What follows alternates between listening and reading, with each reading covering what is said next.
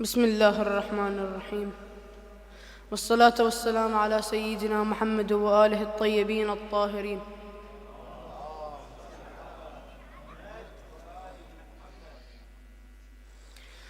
They call Yazid a Khalifa, but no throne can make a tyrant righteous.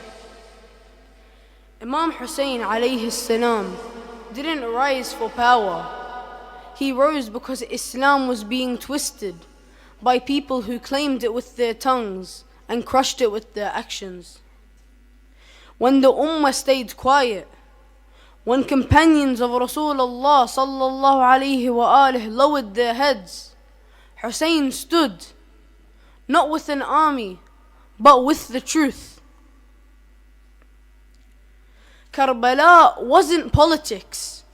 It was the line between loyalty and hypocrisy, between those who prayed facing the Qibla and those who slaughtered the Prophet's blood with the same hands. The killers weren't strangers.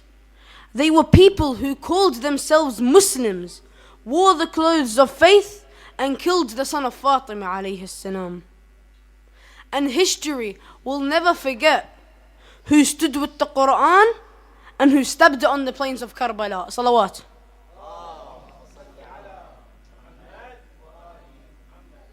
On the land of Karbala, under the burning sun, stood Hussein and his men, 72, not one. They were few in number, but their hearts were strong. They knew the truth, and they stood against wrong. They had no army, no wealth, no fame, but each of them answered when Hussein called their name. They came for justice, for honor, for God, and stood by the Prophet's grandson on that blood-soaked sod. They were fathers, sons, brothers and friends, each one ready to face the end. They knew they would die, but they didn't run, because standing with the truth must be done. They faced 1,000, maybe more, but fear never reached their core.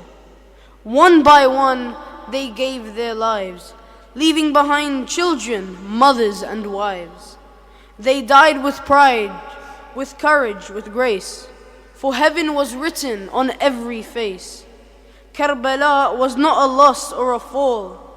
It was the rise of truth, the rise of them all.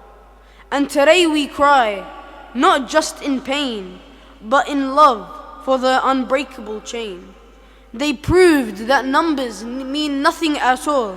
When hearts stand tall, they never fall. Sallallahu ala Muhammad wa ali Muhammad.